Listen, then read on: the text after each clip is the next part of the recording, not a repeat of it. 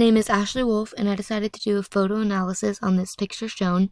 This picture was taken in 2018 but won the 2019 World Press Photo Competition.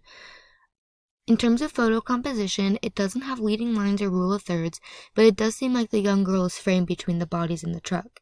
In addition to that, the photographer John Moore was on his knees to take this picture at the girl's height rather than at his height. John Moore has been a Getty image photographer for 25 years and specializes in images about immigration and honestly does a really good job at capturing raw emotions.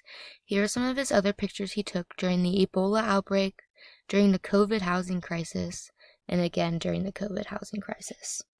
He has won multiple awards, including the 2005 Pulitzer Prize for Breaking News Photography and the Robert Capa Gold Medal. On the day of this photo, he was riding with the U.S. Border Patrol and happened to be there when they were starting to apprehend individuals, including these two shown.